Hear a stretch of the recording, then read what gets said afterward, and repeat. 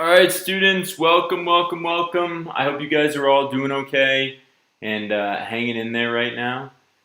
If you guys have any questions for us, let me know. But we're going to. All right, give me one sec. If you guys have any questions for us, let us know in the chat. But again, welcome. Again, just like always, we want to make sure that you guys are that this comprehensive review that we're doing every time before the ACT and SAT national exams. We want to give you guys an opportunity to ask good questions, have all of your questions answered. Just go over some general review for these exams so that you don't feel overwhelmed, that you don't feel terrible on Saturday morning. We also are always going to do those hype videos, which are the pep talks before the actual test starts. Those are going to be on Fridays. So I encourage you guys to check out both of those. But most importantly, as we go through it tonight, please try to keep your comments and your questions centered. Please try to keep your comments and your questions centered around the ACT. Again, welcome guys. Welcome to everybody. Welcome from India. Okay, if you guys are welcome from India, if you guys have any general questions, please make sure that you acknowledge them in the chat. Can everybody who's watching, everybody has any questions so far? Just general questions about the ACT, let me know now. And we are going to go through a walkthrough of what each section of this test looks like. Sometimes these take 2.5 hours. Sometimes they take an hour and a half, depending on the number of questions, how many people are tuning in, all that kind of good stuff. But again, if you guys have anything that you guys want to ask up front about test cancellations, I'll try to do my best to answer those questions. But we want to make sure that you guys have this resource available so that you feel as I don't want to say underwhelmed, but that you guys are ready to go for Saturday. If you guys are in the chat and and that all makes sense, can you guys give me a thumbs up? If you don't have any questions, you don't have to ask any of them. Don't worry about it. But if you can just give me a thumbs up in the chat so we know who's participating, that would be great. And again, then we'll move through this review and hopefully give you guys some good pointers, some good thoughts going into Saturday. The final thing that I'll say, guys, is we will have on Friday afternoon, always on Friday afternoons, including for next week, September ACT, September 19th ACT. We'll always have these hype videos, these pep talks. So that'll be tomorrow as well as next Friday. And then we'll always do the comprehensive reviews the Thursday before the test. These are just trying to get you guys focused and set up for the test on Saturday as much as possible. We'll go through any questions you have. We'll go through each section of the test. When we go through each section, try to keep your thoughts and your questions limited or narrowed to that section of the exam, just so we're not jumping around too much. But from there, you guys can ask away in terms of if you have questions about ACT English, if you have questions about ACT Math, whatever it might be, feel free to ask those questions. Okay? And with that in mind, let's get going here, guys.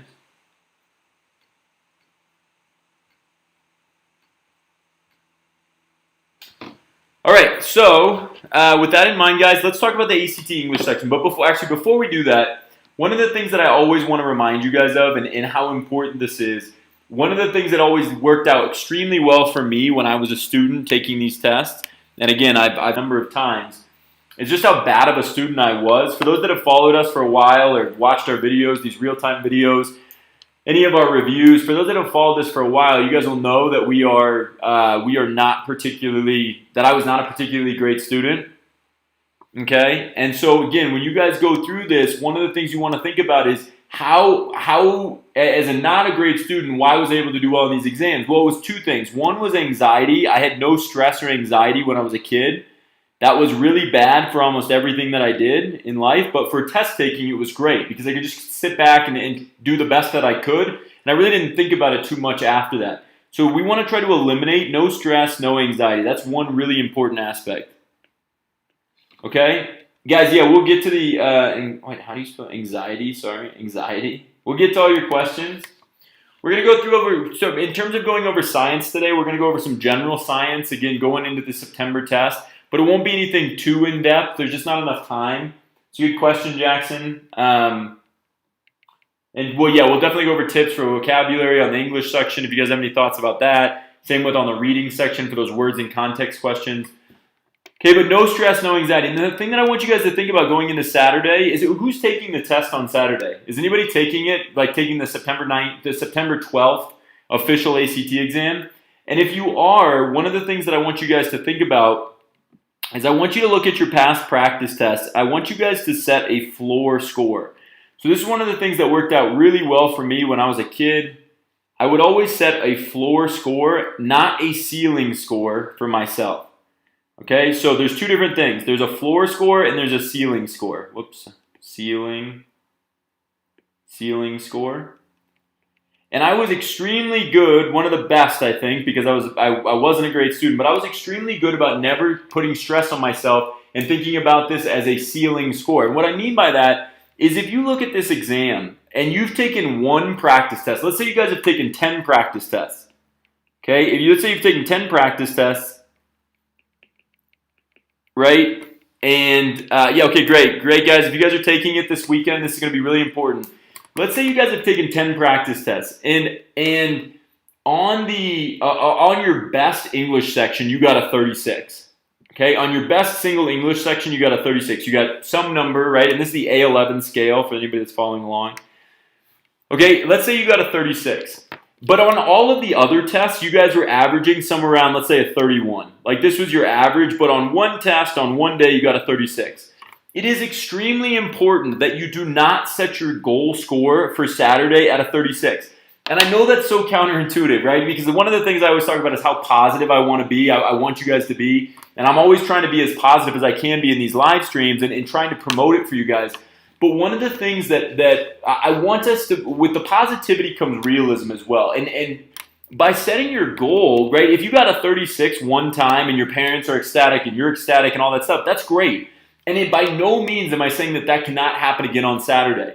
But if you go into the test thinking that you're going to get a 36 on the English section, even though you've been practice testing around a 31, if everything goes according to plan, great. But guess what? Even if you don't set your expectations at a 36, everything still can go according to plan and you can still get a 36. But what ends up happening is if you set this ceiling score, right, the highest score you've ever gotten on a single section, and that's now your goal score, if you set that score, you're going to be so overwhelmed with stress and anxiety if everything doesn't go exactly according to plan. If everything does, great. But in my experience, I've worked with over 1,000 students, if you guys can believe that now, in these programs, in our programs, on these live streams, all that stuff. We've worked with over 1,000 students, and in my experience, it never goes perfectly according to plan. Maybe you have a bad proctor, or maybe you're late getting to the test, or maybe the registration, you have to sit there for an hour before you actually start the exam. We don't want this to feel overwhelming, and in my experience, it's never perfect. And so if you go in thinking, okay, this is my floor score, this is what I want to get under the worst circumstances, or under a situation where I just don't feel totally comfortable, I'm never going to let myself go below a 31 on the English section because I know that's my average. I know I'm very capable of that. Guess what then? If it's a great day and you do have your perfect testing environment and you do get a 36, that was already going to happen. But you took so much stress and anxiety off of the 99% of the time when that perfect environment doesn't come around, then you're not being affected. We just had a student do this actually. The student had tested at like the 34 average range on the English section for all practice tests. Yet when he went into the actual exam, he was behind on time for one reason or another. Maybe it was because it was Saturday morning, it was early, whatever. And when he got to the English test, he didn't go perfectly according to plan, and unfortunately, it affected him on other sections of the test. We had a student do the same thing recently. That it's just very, very important, right? That we don't let this affect ourselves. We had students that typically do really well in math, right? We have a student that did really well in math, but didn't do as well as he thought he was. As she thought she was. One English. As she thought she would do on the math section, and it affected the last two sections of the test. So again, set your expectation as an average rather than as an overall, right? Set it as an average rather than your top score to take that stress and anxiety away from the test, because I promise you that's already going to be there. Okay? Yeah, so guys, it's not, and that's a great question. So we had a question about, is it unreasonable to expect getting a 34? Not at all. It is totally reasonable for you to expect for you to get a 34. For you to expect a 34 is a different story. And the only reason I say that is not because if you've tested at a 34, a practice test in the past, then of course you can do it, especially if you're using real practice tests. But I want you guys to think that a 34 is in the top 1% of all students. To set that expectation for ourselves is a very high expectation. It does not mean in any way that it cannot happen, especially if you've already practice tested at that level, then yes, it can definitely happen. But if you set the expectation at a 34 and everything doesn't go perfectly to plan as as you did a month ago or whatever, then we're starting to get stressed and anxious on the first section, on the second section, and it feels very overwhelming. It feels very stressful. We don't want that. So maybe my recommendation, and this is again what worked really well for me as a kid, I would always go into the test expecting to score a little bit lower than I probably should have. That a little bit lower than maybe what deep down my goal expectation was. But I set my expectations. I hedged my bets, right? I hedged my bets and I said, if I get this, I'll still be okay. And then if I had a great test day, and sometimes you do, 1 out of 5, you're probably going to have a great test day. And on that day, boom, then you get your 34. It's that easy. I know it doesn't feel like that. I know it seems like, man, well, that's kind of negative. It's the exact opposite in reality. If you set these goal scores for yourself that are so astronomically high and you set your top section score every time, then of course it can happen, but if anything goes wrong, what we found with students is that it can be a very, very quick downhill slope if not. Is that cool, guys? Does that make sense? Yeah, guys, so if you're cramming for the test right now, that's great. The one thing that I would say is if you're cramming right now, focus on the easy questions, right? We always say that, but focus on easy questions if you're cramming between now and Saturday. Make sure that you're not worried about the hardest single concept. For example, a lot of times we get students on the math section, and then we'll get into the review on each individual section, but a lot of times we get students on the math section who will want to focus on the one concept that's way more difficult than any other concept, right? They focus on the hardest single concept on the math test. That's going to be one total question on the whole thing, like matrices as an example, right? Matrices as an example is a hard concept. I'm not saying if you know matrices, great, right? Then you don't really need to study it. It's not that hard if you know how to do it. But to think that that's the concept that you want to be studying between now and Saturday is incorrect, because that one difficult concept, matrices show up one time on the math section of the ACT, one question. There are 59 other questions.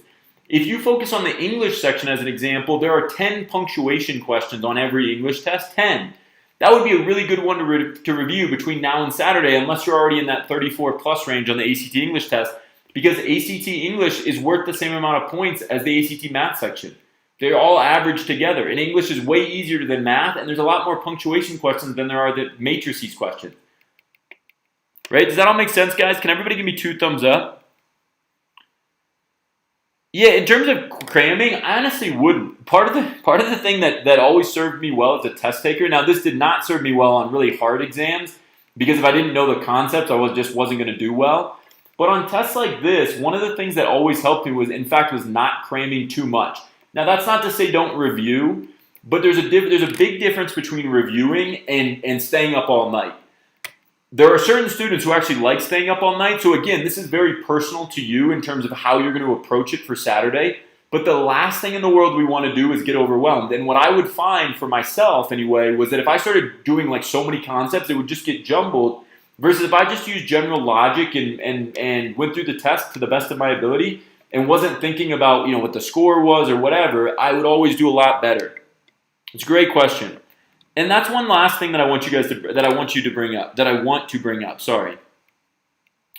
I want you to think about this test going forward, everybody, in terms of number of questions you answer correctly, not in terms of a 36. It wasn't like Isaac Newton was sitting around 400 years ago being like, I'm really smart, and after I discovered gravity, the next thing I want to come up with is the best scale for a standardized test that takes place in 400 years for American universities. Right? Isaac Newton, super smart guy, didn't think of that. Okay? And so the reason I bring that up is because this 36, right? This 36 is a completely arbitrary score. It's made up, right? A 36, a 1600, that's just made up by the ACT. Think about everything you've ever done. Has anything ever been on the scale of 36 for you in anything? There might be one or two things in your life that you can think of, but it's not like this is a standard, everything is graded on a 36 scale. And the reason I bring that up is because that's one of the things we notice about students all the time, is that everybody gets caught up in this idea of getting a score. What score do I need to get into Harvard? What score do I need to get to impress my friends or to impress my parents or to feel good about myself? All that kind of stuff. And what that does is it gets us locked in on what that score is going to be, and that's how we start feeling overwhelmed. Instead, I want you guys to think about this, that every ACT scale is relatively consistent.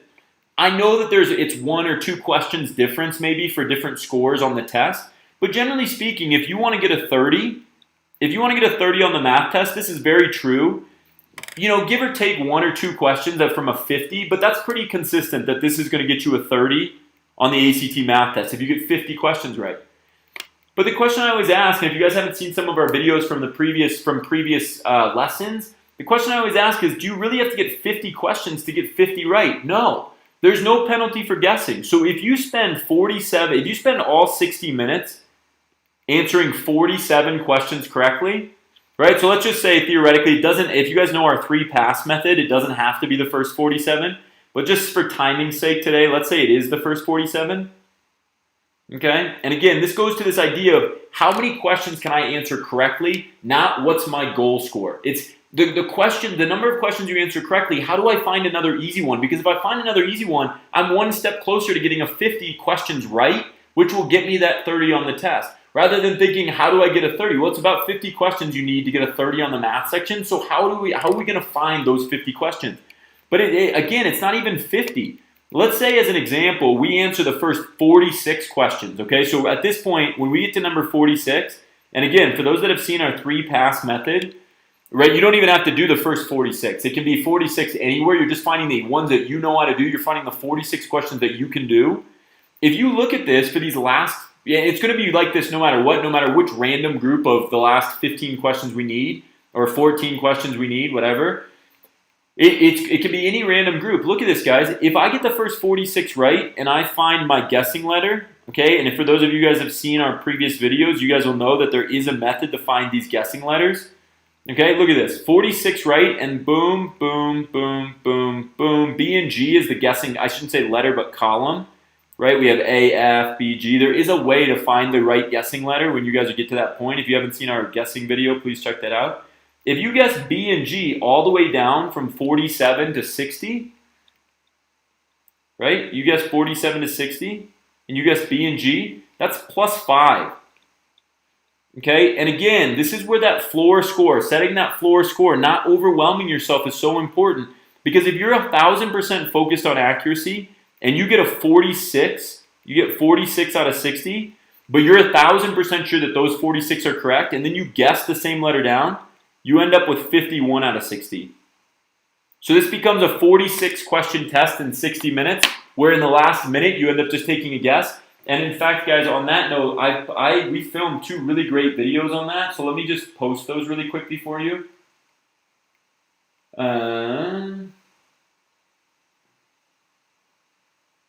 You know what, actually, maybe I'll do this after. Any general questions on that stuff? Yeah, guys, absolutely, I appreciate it. In terms of sharing this advice, all of our teachers and tutors want to help you guys in every way that we can. We would love to be doing more of these videos, to be honest with you. Unfortunately, because we have to do our own individual tutoring and teaching classes and all this stuff, and because YouTube alone doesn't quite provide, right, at this point for us to be doing these all the time, if we get a certain number of subscribers, if we get a certain number of views, then we can do this. And believe me, I have probably 1,000 hours of content that I could put on YouTube, and I'd be willing to do it all for free, but eventually we just have to get more students and more people interested. You guys are doing a great job in supporting us, and I can't tell you how much I appreciate it. I appreciate comments like that. It makes me want to do more videos like this. But if you guys can help spread the word, subscribe to the channel, tell your friends to subscribe, I'd really appreciate it. If nothing else, to just show, just to show guys that you can, that you can continue to move and continue to do well. Okay, guys, so the 10, 20, 30 strategy, are you talking about the first 20 questions in 10 minutes, the next 20 questions in 20 minutes, and the last 20 questions in 30 minutes? And on that note, for the 10, 20, 30 strategy on math, and then we'll get into the individual sections, but for the 10, 20, 30 strategy on math, Are you taking the test on Saturday? Does everybody know about the 10, 20, 30 strategy? It's one that Princeton Review put out. And I hate to say it, but it's a horrible strategy. And I'll tell you, I'll demonstrate why. I don't want to be too harsh if you're taking the test this Saturday, because it's going to be, the 10, 20, 30 strategy is essentially on the math section where you're supposed to do the first 20 questions in 10 minutes, the next 20 questions in 30 minutes, the next 20 questions in 20 minutes, and the next 20 questions in 30 minutes, right? The last 20. Guys, especially if you're taking it this Saturday, and I don't want to be, if you're using that strategy, use it. It works if you're trying to get like a 35 or a 36, to be honest. But let me show you why that strategy. I don't know why the Princeton Review, and there's other places that use it. Guys, frankly, part of the reason we started these videos and why we started Star Tutors was because I worked at a lot of those big companies, and I couldn't understand for the life of me why we were teaching certain things, and why, when it was brought up, I didn't get a satisfactory answer as to why. Let me just show you this. And again, I don't want to be harsh to this just because you are taking it on Saturday. But the reason the 10, 20, 30 strategy is it doesn't make sense is because every question on the ACT math section in every section is worth the same value. So as an example, if you're going through the first 20 questions, right, and I realize that it's supposed to be in order of difficulty, but if you're going through the first 20 questions in 10 minutes and you make simple mistakes on those, or let me ask you this, is question number 1, guys, on the math section, and I think probably everybody knows at this point that the math section is supposed to be in order of difficulty, right? We can all kind of agree with that it's supposed to be in order of difficulty. But if you know that, if it is in order of difficulty, is question number 1, okay, is question number 1 or question number 60 which one's worth more value? Question number 1 or question number 60? Who knows the answer to that? And again, guys, I don't want to get too far into this. Part of the reason we kept up with our 3-pass method was because I was kind of forced to teach that 10, 20, 30 thing. And I think you can implement this 3-pass method faster anyway. In the next 2 days, I think you can implement it. Basically, it's just saying, go find the 45 questions that you know how to answer, right? And don't spend any time on questions where you have to struggle. Just go find 45 that you know how to do. I guarantee that there will be 45 on the test. Okay, I guarantee it. So let me just, if you guys haven't come up with the answer yet here for the importance here on which ones. So this is the thing, and this is why this 10, 20, 30, they're the same value, but not really. And here's why. They are worth the same. So in that sense, the 10, 20, 30 thing, you don't want to rush through the first question. If you make a simple mistake in the first 20 questions, that's way more impactful than if you make a simple mistake in the last 20. So if you go through this, question number 1 is way, and really questions 1 through 20 are way more important. Way more important than 51 through 60. And the reason for that is because they are easier, but they're worth the same amount of points. So if we're rushing through the first 20 questions to spend more time on the last 20 that are harder, when they're both worth the same 20-point value, it doesn't work out. The math just isn't there. And so question number 1, the first 20 questions are infinitely more important than the last 20 questions. Infinitely. Because we have to get those 20 right. If you're and this is where I was really good as a kid. That's not to toot my own horn by any means or think that I'm great, because I wasn't. I was a horrible student, and I had a lot of, being not stressful and trying to have too much fun as a high school student doesn't work out very well when you're applying to colleges and trying to figure out your next steps in your life. But when it came to test taking, I was great at this. And here's why. When I was in school, I would always try to find the minimums. How do I get a B? How do I keep a B- and not go to a C+ and get grounded for the weekend? That was always my thought. And so when I see this, right, and I know that the questions are all worth the same value, right, we can see that in the scale, I would go in thinking, okay, how do I get a 34 on this test? And I was so good about finding how to keep a B- in school that I was like, oh, how do I get a 34 on the math section? Well, pretty easily, I know that I have to get 56 questions right to get a 34, right? Somewhere around that area, 55 maybe. But let's say it's 56 questions to get a 34 on the math test. Well, if that's 56, then I know this test for me, in order to get a 34, is no longer a 60-question test. It's a 56-question test for me. But then as I thought about it more, that's how I thought about it in high school. But now that I've done this more and more, and thought about it more and more, and we've developed these strategies, and we've communicated on these YouTube videos, I started to realize that it's not even a 56-question test. It's a 53-question test. And I would do this in high school. I would think of it as a 56, but now if I was going back, I would really think of it as a 53-question test in order to get a 34, because I know that going into Saturday's exam with no stress, no anxiety, I know that if I get 53 questions right, if I find the 53 that I know that I can do, and I don't know where those are going to come up, I might have to skip number 5, even though that's supposed to be easy because that's been told to everybody. It might not be easy for me. So I skip number 5, and I get 53 right in a row where I don't have to think at all. I just know that I can get 53. If I get 53 right in a row, and then I go the last 7, okay, and then I go for the last 7, guys, look at this, ready? I get 53 questions right, and then I look at the last 7 questions, boom. This is going to happen every time, and you use our guessing strategy. The guessing strategy is something that that we did in high school. Look at that. There's +3. There's 56 out of 60. There's your 34.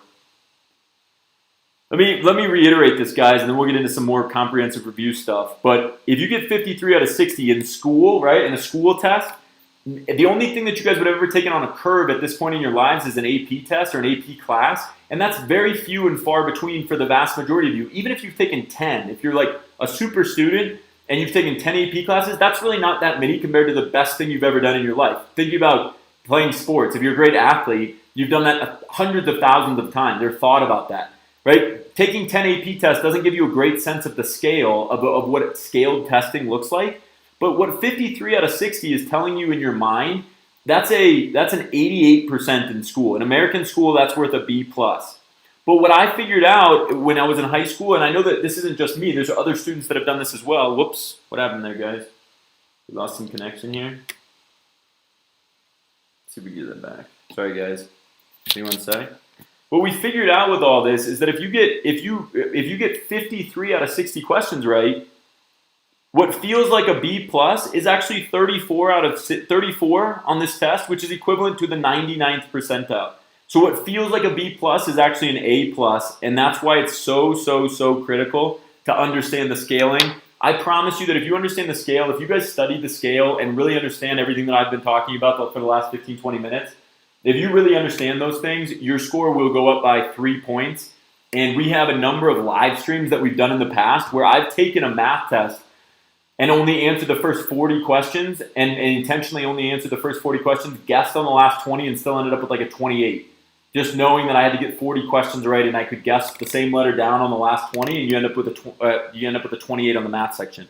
I just can't stress how important this is. It's the single most important thing that we teach in our programs. It's the single most important thing about this test. To be completely frank with you guys, on every level of ACT testing, you get about a 10 percentile bump from what you would feel like it is in school, right? I mean, even a 30, right? If you get 30, look at this, guys. The national average for the ACT, if you answered 30 questions right, the national average on the ACT is about 19.5. On the math, it's even lower. It's probably about 18.5. If you answer the first 30 questions and then you guess on the last 30 or 30 that you don't know how to do, you're probably going to get additional 8 questions right by guessing the same letter down, the one that's least used. And all of a sudden, a 25 in the top 25 percentile. So what feels psychologically like a school test where you get an F, you end up with 25 percentile points higher than that. The guessing video, guys, there's 2 great guessing videos. Let me show you guys. There's 2 good ones that we've done. One, I actually took the math test and only finished 40 questions intentionally to show you guys how this works. Like I took time, I did all the stuff. Let me see here. Guessing, secrets of the ACT, being an effective guesser, guys. So here's the effective guessing video. It's very, very important.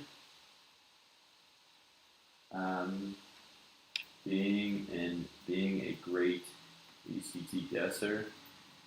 There's that one. And then this is implemented. So we actually implemented this whole thing on a live stream. Let me pull that one up for you guys.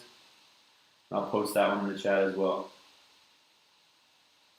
And again, final thing, guys, before we get into each individual section review. Yeah, this math one is how to improve your math score 3 to 4 points overnight. And it's literally just going through exactly how to improve your ACT math score by 3 to 4 points overnight. And it's literally just going through that video that I just posted is literally just going through everything I talked about in real time and showing you on the math test how to do it. And I guarantee you can improve your score 3 to 4 points between now and Saturday if you effectively understand these scales. Guaranteed. Especially if you don't understand them now, because that means that you've been kind of battling without totally understanding the scales to this point. If you can implement this, and you can within 2 days, if you haven't understood the scales at all to this point, which is fine, you can implement this very quickly, and then it's like sky's the limit for Saturday. So I highly, highly encourage you guys to check those out. All right, guys, so that's enough of me talking. If you guys have any other questions, we don't have a good question about videos on apostrophes. Sorry, I just saw that one. Videos on apostrophes, we don't yet. So that's another good example. We have these huge tutorials. For those of you guys that haven't downloaded our Star U app yet, we've released all of our information and tutorials for free on our Star U app. So I encourage you guys to check that out. The information on that is in the description below. That's a great example for the apostrophes and confused words, that kind of stuff. That I would love to make videos on every single chapter of our tutorial where you guys can just watch those and watch specific videos.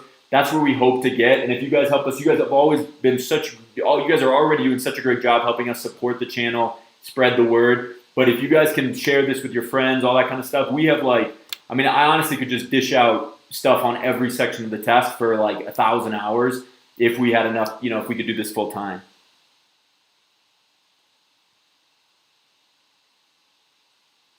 Yeah, great. It's great. Easy strategies for every section. One of the things that I can't recommend enough, if you're struggling a little bit and trying to figure out how to take that next step, general question here, definitely try to figure out how many questions you need to answer on each section to reach your goal score, and then subtract like 5 from that number, and then you're going to guess on those at the end of the test. If you guys don't believe me, let me do one more thing. I know that I've said this before, and I apologize. I know that some of you guys are probably looking for me to get on. If you guys look at this,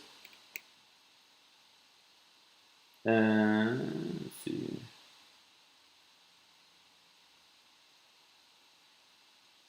Guys, look at this reading score. So if you guys look at the reading test, if you guys get the first 30 questions right? If you go 30 for 30, we have a video on this one too. If you go 30 for 30 on the reading test and you come back here, it works on every section, I promise. I just can't reiterate it enough. Say you only answer, you find the one passage that typically gives you trouble on the reading test. When you think about a 40-question reading test in 35 minutes where you have to read 4 passages, answer a bunch of questions, that's overwhelming. It's overwhelming for me even to think about. Okay, but if you go into this test and you think, you know what, I'm not going to think that way, especially if you're trying to improve, a 24 to a 30 is a great comment, because we actually have a couple of videos where we literally say how to improve from a 24 to a 30. So it's right there in that range. If you go into this next test thinking, how am I going to be accurate and go 30 for 30, so I'm thinking of this as a 30-question test. And if I guess the same letter down on every answer, look at this, boom, boom, boom, boom. There is a way, and I'll just show you guys really quickly. Do you guys notice how there's very few A's and F's at the beginning of this test? There's only 3 in the first left column, and there's 1, 2, 3 here. So up until question number 30, there's only been 6 A and F answer column choices used. And then all of a sudden, look at this. Now there's 4 in the last 10. And now you get 10 A and F answers for the entire test. Oddly enough, there's 40 questions and there's 4 answer columns. And 10 of those happen to be A and F if you add them up. So if you guys are really accurate on those first 30 and you find the guessing letter based on that video, you get 4 additional questions right. So what feels like 30 out of 40, which would be a C in school on a reading test in school, okay, what feels like a C, you get 30 out of 40 right, that's a 75%. You're focused on accuracy, you get all 34 of those right, you end up with a 34 out of 40. 31. It's in the top 6%, 7%, 8%, somewhere in there. Top 7% score on the reading test for the ACT. What feels psychologically, because we've been taught this way for 12 years in school, what feels psychologically like a 75% is really a 93%. It's hard to get over that, but it is. That's just the truth, and that's the thing that gave me the biggest advantage when I was a high school student taking these exams. Was I knew that I was never going to get a 36 because I didn't have the work ethic. I was pretty realistic with myself even at that age that I just didn't have the time. I was lazy. And I just knew that if I put in the time and the effort to find out what the minimum I could do just based on, whatever, I could still get a really strong score. And it was just never important to me to get a 36. But then the student that was sitting next to me, super stressed out, trying to get every question right, I knew I had such a massive psychological and mental advantage over that person. Even if they ended up scoring higher than I did on that test, it took a lot less effort for me to get to where I was. That's not a good thing. If you can combine work ethic and this ability to take a test and understand these scores, understand that, and you can combine those, then the sky is the limit. The sky is truly the limit, okay? So you guys are going to do great. No matter what, you guys are going to do really well on this, and I just want you guys to keep pushing forward. Okay, so let's get into a little bit of this stuff. Okay, so let's talk about the English section. Not a lot to discuss on English, to be honest, guys. We do have a couple videos that I can push your way. Give me one sec here. We're talking about, let me just throw this out there. The English test, there's not a lot of strategy, realistically, right? It's about memorizing grammar rules. When you get to the English questions, if you know all your grammar rules, and this is what I was saying about in terms of memorizing punctuation rules, over the course of the next 2 days, you guys can memorize enough punctuation rules to do exceptionally well on the ACT English test. Again, it's all available for free on the StarU app if you guys have that downloaded in the student account. That's not me really promoting it. It's just to say it's free and all of the rules are there. And I'm going to show you a video here that we did a couple weeks ago that demonstrates everything you need to know about the English section. With all of those free resources, there's really no excuse not to memorize punctuation in the next 2 days, which you can all do. Okay? I know you guys can all do that. And if you get 10 English questions down, those punctuation questions can go like that, right? Those are super easy to identify because there's punctuation that's underlined. There's punctuation in the answer choices. They're very easy to identify. If you know all those rules and you can do those in 5 seconds, all of a sudden it's like, boom, I got so much extra time for those rhetorical skills, main idea questions, where I actually do need to go back and reread. I'll show you guys a little math thing here, just to continue to reiterate this, but ACT English, 3 most important grammar rules for test set. Okay, so again, oops, I didn't even what's the link? There's the link to that video. Again, if you guys are going through this, you have to know that those grammar, how important those grammar rules really are, that you guys memorize those. And if you use the app, it's all free. All the content's there. Everything that we talk about in that video I just posted in the chat is all there for free in the app. So, hey, why not? Why not put some time in? The reason I say all this, guys, is that on average, how long does it take to do a grammar rule question? Like, as an example, let me just find a punctuation question. Punctuation, right? If I know these rules, if I know that this is a semicolon, I think it's a semicolon. This is the A11 English test, by the way. If I know this is a semicolon, I know that there's one rule for semicolons. Gourds, daikon radishes, and other vegetables, that's off. Oh, sorry, B is off. And other vegetables are used to round out the orchestra. It's no, right, and other vegetables, no need for any comma. And no need for a comma after the word are, right, before the verb are. That might be a pretty easy punctuation question, and I hope the answer is D. I didn't spend too much time on it, but my point is that that's probably a 10-second question. The reason I bring this up is because on average, where's my calculator? Did I bring that? Yep, I did. Guys, look at this. On average, if you spend time, ACT English, if you have the time to memorize grammar rules, is the single easiest section by like 10 million miles. It's basic grammar, conjunction, junction, what's your function, right? Maybe I'm getting too old for that, but if you guys have heard that Schoolhouse Rocks video, it's like an 80s animated video talking about conjunctions. That's what this test is testing you on. It's testing you on basic grammar from like 5th, 6th, 7th grade.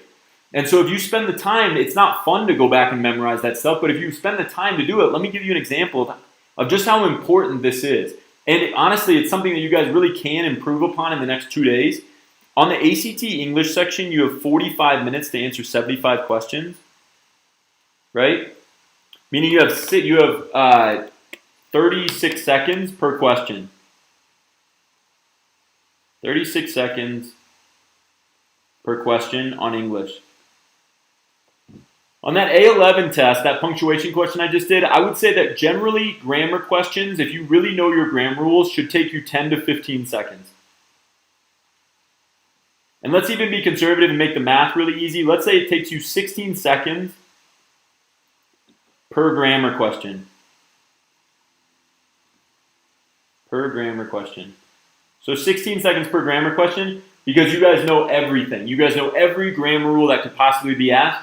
Again, I can't reiterate this enough that all of it's available for free on the StarU app. So I encourage you guys to check that out and get a student account if you don't have one. It's free to download. And all of the content that our teachers and tutors edit and write is all there. You guys can look up these punctuation rules tonight if you want for free. If you take 16 seconds per grammar question, right, that means that you saved, for how much time you were given by the ACT, you saved 20 seconds per question for memorizing every single grammar rule. 20 seconds per question. To give you guys some perspective on that, there are 45 to 50 grammar questions per test. 45 to 50 of the 75 grammar questions, or of the 75 total questions are grammar related.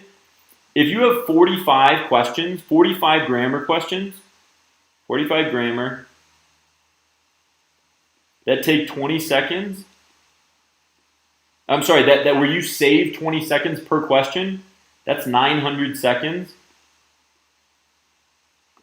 That's 15 minutes, guys. If you memorize every grammar rule, you're going to save yourself 15 minutes. And for any student that's like, I don't feel like I have time to go back and reread those other questions, well, guess what? If you memorize every grammar rule, you'll be taking a nap at the end of the test because you'll just run out of time. That's just the truth. And that's not because my ability to do well in the grammar section has nothing to do with me being born and being a great grammar student by any means. I use a ton of slang even today, and I certainly did when I was in high school, right? Hanging out with your friends. It's not like you guys are probably saying like, hey, John, comma, what are you doing tonight? Question mark. Right? Nobody says punctuation out loud, so that might be hard to memorize. It's not something you probably hear every day, and you don't speak as eloquently as you probably could. But if you memorize all of these rules, you'll save yourself 15 minutes on this test. And then all of a sudden, when you go back and reread those main idea rhetorical skills questions, it's a breeze. It takes like, you can spend all the time in the world because you know you're going to do really well. ACT does reuse questions from old exams, particularly on the English section and on the reading section. So those two are the ones that have changed the least. The English section is the one that's changed truly the least. Reading has minor changes, like the double passage wasn't something that was before like 2015, 14, somewhere in there. But for the most part, the English and reading questions, English and reading have changed very little. English has changed very, very little. The math test is also one that hasn't really changed that much at all, with the exception that they've added more concepts. There's harder concepts now in the ACT math section when compared to older tests. But you guys will see this for those that have taken a test from like 2012. The scales on more recent tests are also much more favorable to students because they've had those harder tests. Guys, any questions on English? That's really what I wanted to cover. I mean, again, if there's one thing that I would be studying, for those that are, unless you're already at a 36 in the English test, I would study English for 100 times more hours, 100 times more whatever, until I got a 36 before I would ever look at a math concept. And again, just going off of this ability, guys, to try to ease some of your concerns, I always had a really strong understanding of what the test looked like. I didn't have a strong understanding maybe of all the questions, and this was true in school as well. But if I knew, I was always trying to figure out the best way to game the system when I was a kid, always, because I always wanted to try to figure out the minimum amount of work I needed to do, right? That's the equivalent of being a bad student. Okay, the minimum amount of work I needed to do while still achieving a goal of something so that I wouldn't be grounded for the weekend. And I want to point this out, guys, that if you get a 36 on the English section, which I truly believe now that if you spend enough time, every single student that takes the English test, it might take certain students longer than others, but if you get a 36 on the English and you work as hard as you can to get there, and you get a 24 on the math section, or better yet, let's say you get a 22 on math. Okay, this is how important this is. This math test is so much harder. So much harder than this English test. So much harder. In terms of concepts, difficulty, all that stuff. If you get these two scores and you don't spend a single moment on math,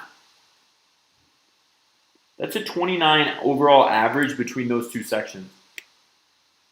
That's in the top 8% of all students that take this test. And again, then you never have to, if you're not a great math student, then you never have to think about that. You never have to be worried, right? You can go in, and we just pointed this out for those that were watching earlier, you can answer 30 questions. You can get a 50% and guess the rest of the way down, and you get a 25. You go find the 30 questions that you know how to do on the math section, and this is starting to look pretty easy, pretty reasonable. Okay, does that make sense, guys? Can you guys all give me a thumbs up? 2 thumbs up, guys, if you're watching, if this makes sense. 2 thumbs up if you guys think this makes sense.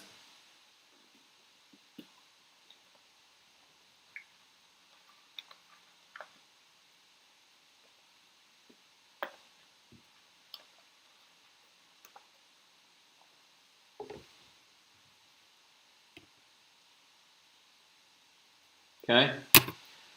Let's move on to math. Let's talk about some math. By the way, guys, I'm going to do the CO2 math video.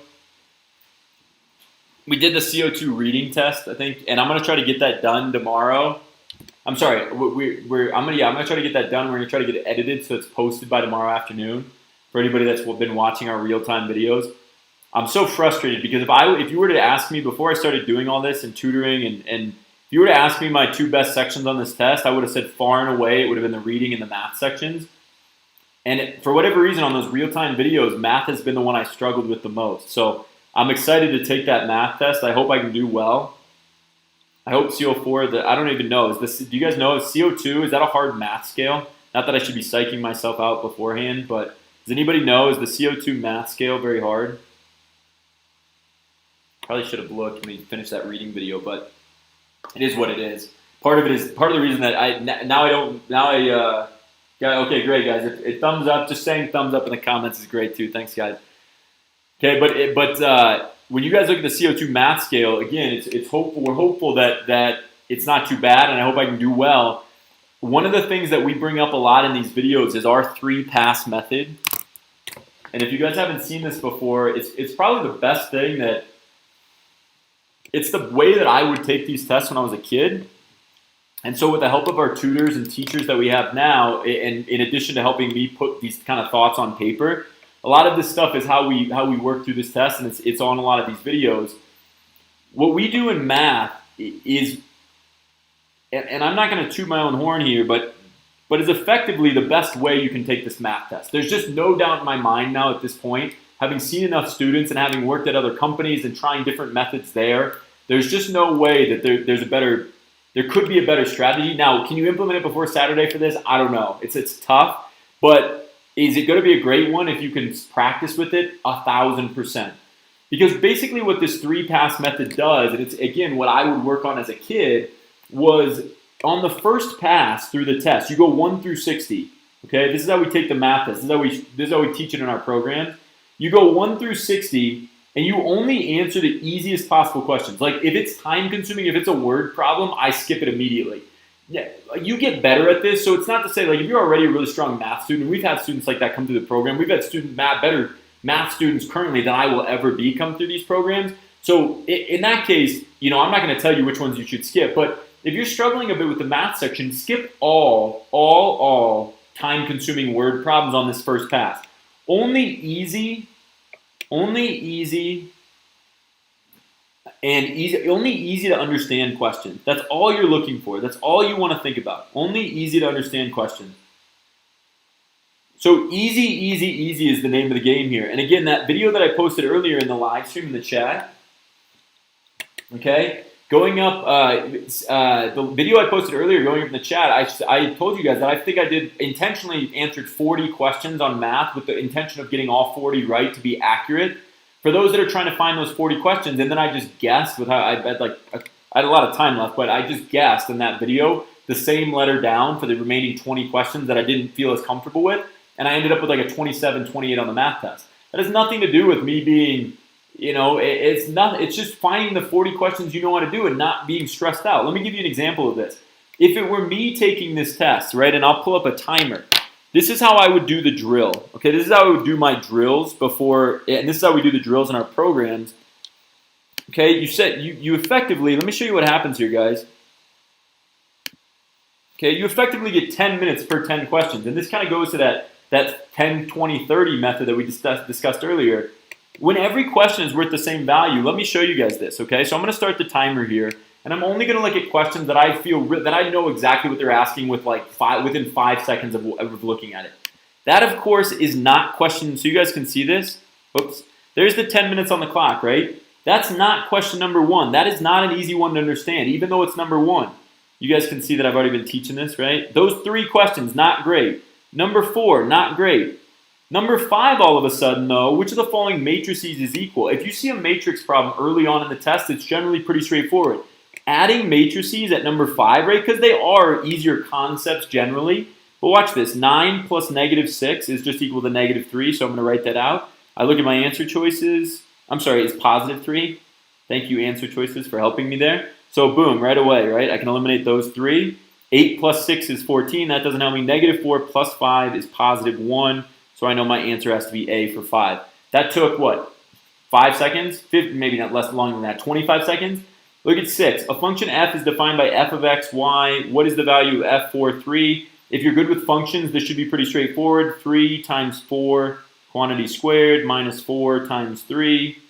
4 squared is 16 times 3 is 48. Minus 12, 36. That's h. Right? We're skipping 7 because that's a word problem. It might be the easiest question ever, but we're skipping it. We're going to save the time, and we're going to come back to it at the end. If you like triangle problems, we see here A, B, C, A, C. If you don't, then you skip it, right? I like triangles. I like the geometric problems a lot. If you don't, then just skip it, right? It's different for everybody, and that's why this method, if you work on it, can be so effective. Yeah, so look at that, right? It increased the score 3 to 4 points almost instantly. I kid you not, this will happen every time. And it has nothing to do with me being the smartest math student ever, because I'm not. It has everything to do with you only being really calm and looking for the questions that you know how to answer. Right? Watch this. And I know that I like triangle problems because I've practiced those. I know I like these, so this one shouldn't be too bad. AC equals 8 feet. ABC is 10 feet. What is DE in feet? Well, guys, if you have a point here and you know the triangle rule, this is 8. This is just going to be 4. You can kind of make that assumption. Right? Because the point here, you take the 0 at the top plus the 8 and you divide by 2 to find the average if those are equal. And then let's keep going here, 9 and 10. Okay, so I'm going to stop my timer. So this is what I want to show you guys. Okay? So at this point, we answered 1, 2, 3. Did we answer 3? And I was talking through the problems, but let's just say we answered those 3, right? Those 3 questions. I hope I got them right. Even under circumstances where we're talking out loud all the way through, those 3 questions at this point, I'm 3 out of 10 correct, and this is an extreme example. If you want to answer all 10 of the first 10 questions, they're not going to be very hard, but this is an extreme example. By doing this method and proving to yourself that you can skip, then when the questions actually do get hard, you can still skip. Because one of the things we've noticed is that when students, if students start to just answer the first 10, then they forget about the 3-pass method. If you drill it into your brain that, okay, I'm only going to answer 5 out of the first 10, even though I know I can answer all 10 of them, I'm still going to come back and I'm going to do the rest of the questions. Because let me show you what just happened. 3 out of 10, right? I'm pretty sure I was 3 out of 10 correct. I hope I was 0 out of 10 incorrect. I'm 7 out of 10 skipped, right? I'm 7 out of 10 skipped. And I have, what, 7:45 on the clock. And so what that tells me is I don't know where this 45 seconds, right? I should be at 7 minutes at this point if we're going by every question is worth a minute of a point. But I have 7:45. I don't know where this plus 45 seconds is going to help me. But I know that by not looking at, and again, if I was head down doing this, that's what I'm going to try to do on the video tomorrow because I'm frustrated that I haven't done as well in these math sections as I probably should be doing, especially because I tutor math as well. But anyway, I'm going to keep my head down. I'm going to see how fast I can go. But if I'm, while maintaining accuracy, you want to maintain accuracy above all else. But if I add 45 seconds, I can use that whenever I want. And no, I don't think these 7 questions are going to be that hard when I come back to them. But then you come back at the end, you go 1 through 60 looking at all of the easiest questions. You get 20 out of 60 of those right. You come back to the beginning with like 50 minutes left, and it's suddenly like, it's a joke how easy the rest of the test can be. Yeah, so guys, so that's a great question. Okay, so it's a great question. In terms of getting caught up with the 3-pass method, this is the difficulty with this. If you can implement this, psychologically, it's guaranteed to work 1,000% of the time. Psychologically, though, it's difficult. And that's what I was talking about. It's a great comment, by the way, about why the 3-pass method didn't work, getting caught up with questions. If you're going to drill, and again, guys, honestly, for a lot of you guys, you can probably implement this by Saturday, to be honest. It's pretty easy. The idea is just you're just trying to find the easiest questions. And you're trying to find and never get caught up with the hardest questions, knowing that you're just going to guess at the end. If you get 3 out of 10 questions right, okay, that's an extreme example. Part of the reason we get caught up on questions is because we're not in the drills, we're not being extreme enough. We are answering the first 10 questions, and then we forget that we're trying to skip. If we do a 5 out of 10 in the first 10, even though I know that those 5 out of 10 are going to be easy, I guarantee when you come back at the end, you're going to have enough time to look at those. You have 7:45 of banked time right now. That doesn't just go away, right? That doesn't just go away. So when you come back to the beginning, you're still going to have time on the clock to answer those easy ones, but the skipping method keeps that momentum going. You never find a difficult question. You're just always moving. 2 words of advice. Keep it simple and keep it moving. If I could write anything out on the top of my test form on Saturday, I would write this: keep it simple, keep it simple, keep it moving. There is nothing that kills the test, keep it moving. There's nothing that kills momentum and kills the test more than getting stuck on one problem, and that one problem is worth the same value as every other problem. There's no reason to get stuck on it, and there's no reason to psych yourself out. Again, if from a psychological standpoint, yeah, perfect, right? That's an unbelievable comment there. The best thing to do is not to hesitate. The one thing that I want you guys to remember, and you saw what I just did there, don't hesitate. There's no wrong answer in terms of skipping because you're going to have so much time left. If you do this drill every 10 questions and you write down your banked time, there's going to be so much time left at the end when you come back to the beginning to start doing those more time-consuming word problems, and you're already going to be like 25 questions correct. You're going to have so much momentum. You're going to feel so great about the math test, and then it's kind of like icing on the cake for every other question you answer. Remember, if you get 30 questions right on this A11 test and you're accurate, and you guess the same letter for the remaining 30 the rest of the way down, and then you go take a nap, you would have gotten a 25 on the ACT math test for 30 questions out of 60. Right? That's an unbelievable comment on not hesitating, right? You don't know where the easy ones are going to come up. So let's do this one more time, and then we'll move on. And you guys will see this. Whoops. You guys will see me do this in the CO2 video that we try to film tomorrow and edit to get out before Saturday. But there's no hesitation. There's no questioning whether or not I'm right in skipping or wrong, because I know I'm going to have enough time at the end. So watch this. Ready? We start at question number 11. That looks pretty easy. That's very simple and straightforward to understand. In the standard coordinate plane, what is the slope of the line, right? 4x plus 7y equals 9. This is going back to very, very basic algebra. 7y is equal to negative 4x. Write everything out. It's not going to be that time consuming, and you eliminate simple mistakes. Y equals negative 4/7 x. I think. Okay, I like these. Like I said, I like angle and geometric problems. EFG is 25 degrees. This is vertical, meaning that's 25. If that's 25 and we have a right angle here, that's 90 plus 25 is 115.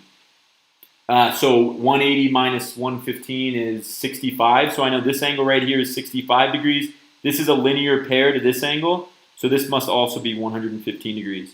It's G. Okay, 13, right? This is easy questions. It's easy for me to understand. Not a lot of writing. I know what I'm supposed to do. And then if I read through it and I still don't know what to do, you just skip it. There's no wrong answer.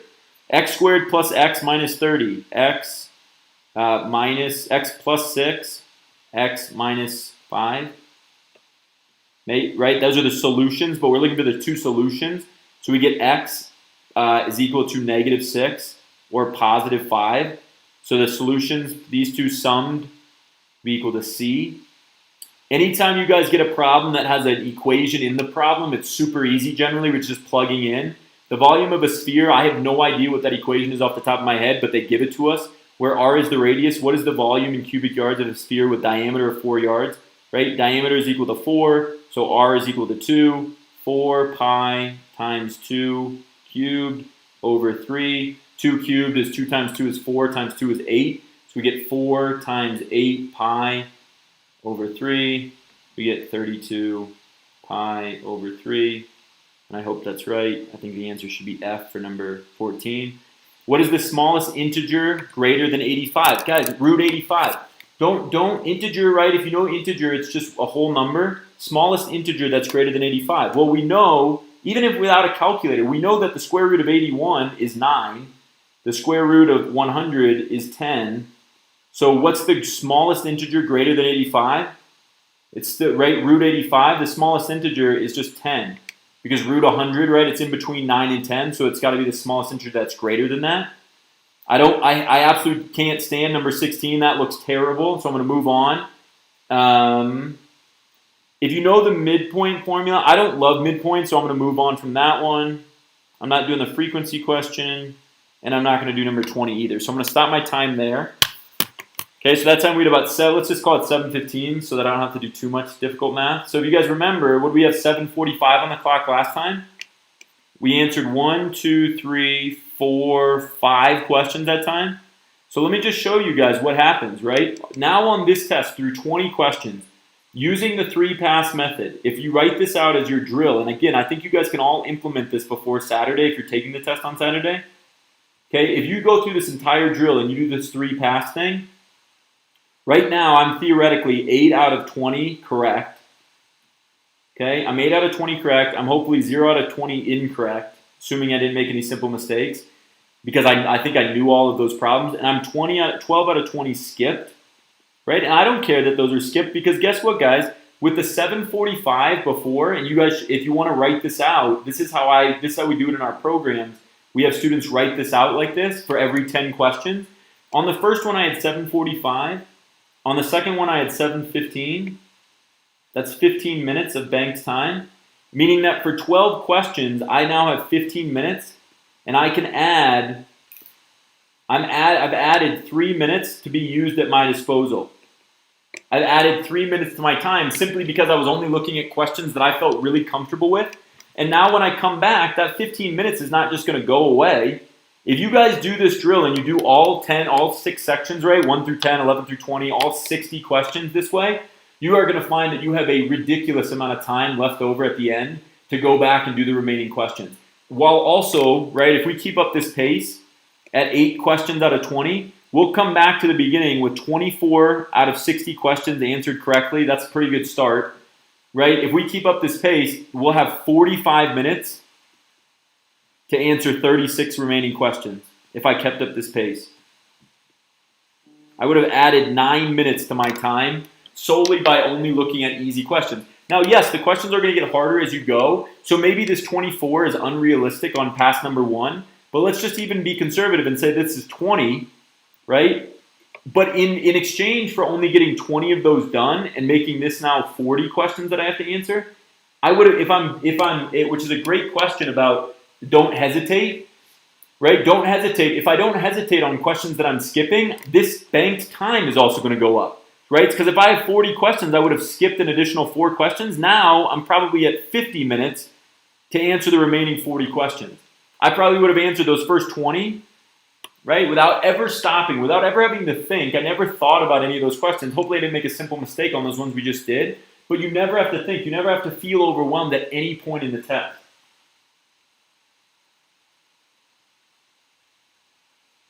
Yeah, guys.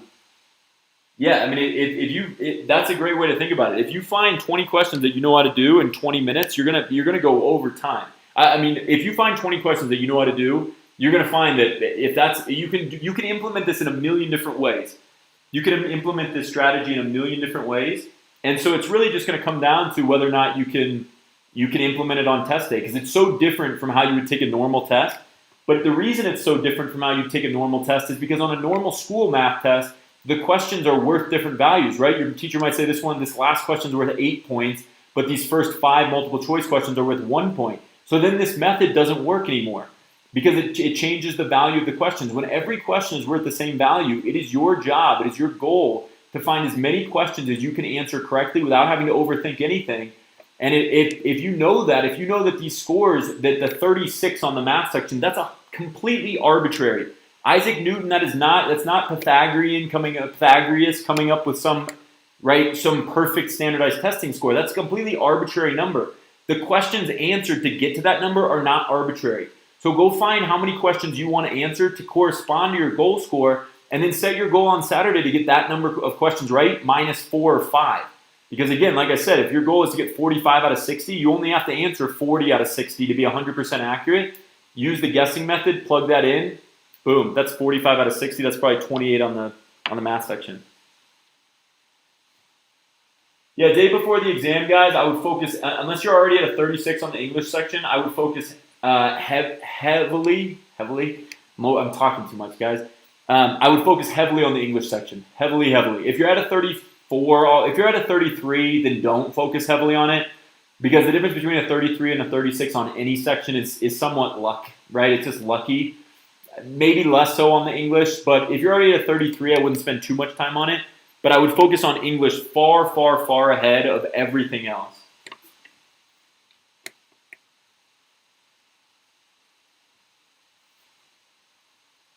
Oh yeah, good question about studying before. Yeah, so day before too.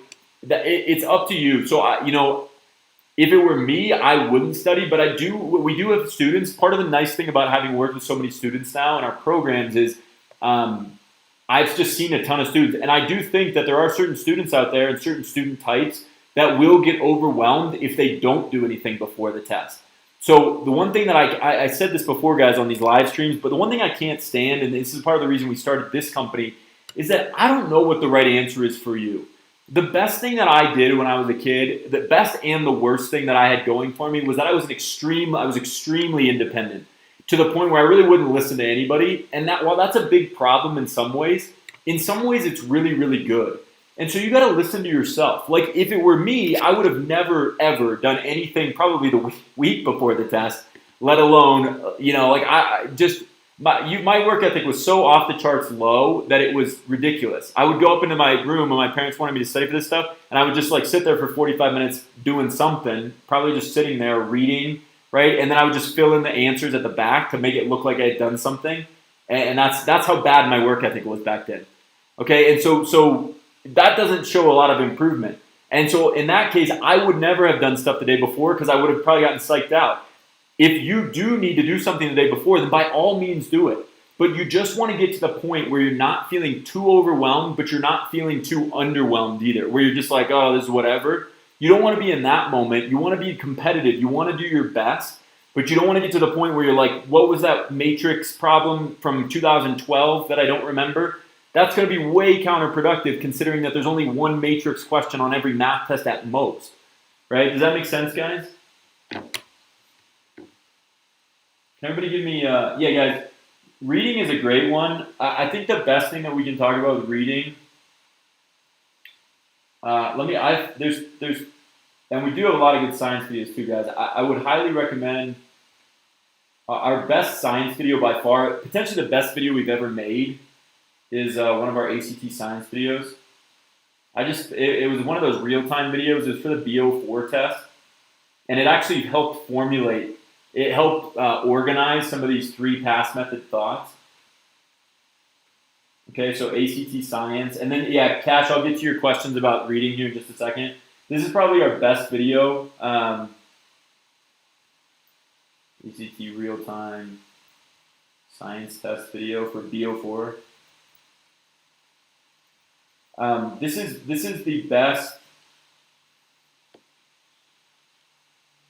That's probably the best video we've ever made. I just felt really good. The BO4 science test is the hardest scale we've ever seen. I couldn't really believe it when we filmed the video and I saw the scale for the first time. I couldn't really believe how hard it was, how hard the scale reflected it was. Because if you watch the video, it doesn't seem that hard. And part of it is because of this 3-pass method that we use for science.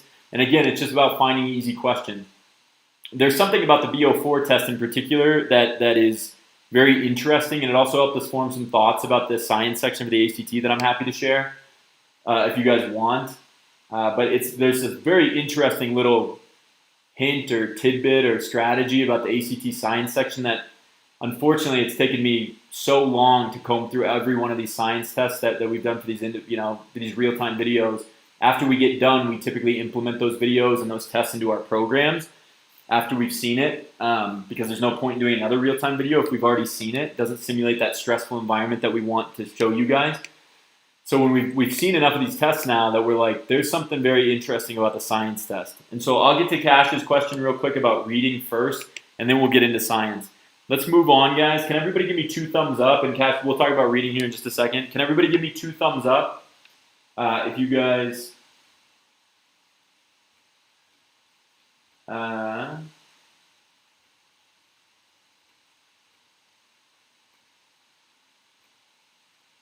Sorry, guys, I'm just looking at this. Give me 2 thumbs up, guys, if you're good with the math section. Just this general concept on math.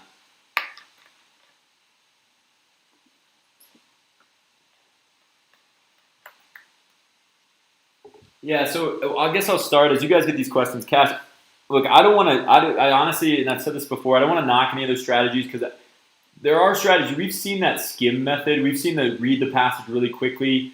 We've seen that work for students before, but we've also seen major inconsistencies.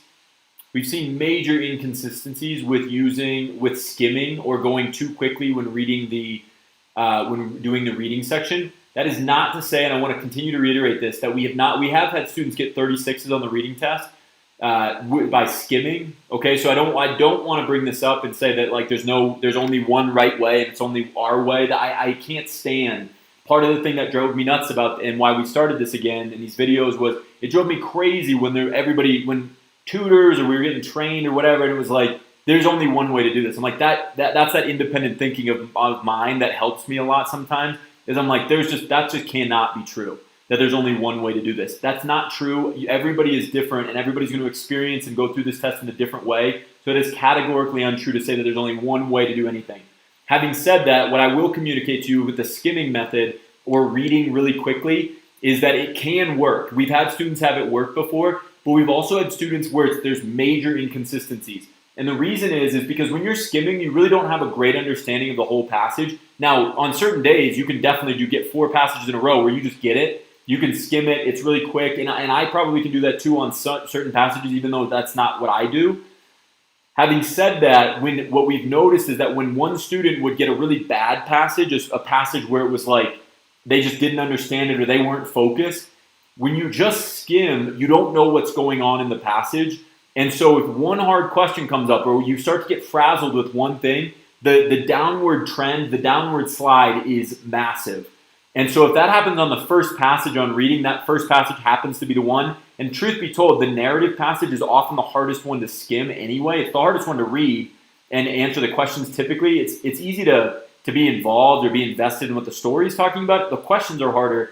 If that happens on the first overall passage and you start to get flustered because you skim and because you're not sure what the whole thing is talking about, it's amazing how quickly that trend can go downhill. And that's ultimately why we've stayed as far away from the reading as quickly as possible or skimming method as we can. Again, for anybody that's using this, I don't want you to say that that's not going to work because it does work for some students. And for those students, I want you to keep using this. But at least for what we teach, I think it's very important that you read as thoroughly as possible. Because here's why. Even when you do skim, except for the greatest skimmers that I've ever seen, there are a few of those out there. For the most part, that's certainly not me. Okay, for the most part, that doesn't tend to be true. The one thing that I'll say, though, is that you'd never want to split your strategies on reading. Definitively, there's really 2 strategies for the reading test, right? There's 2 strategies. There's either read the passages thoroughly,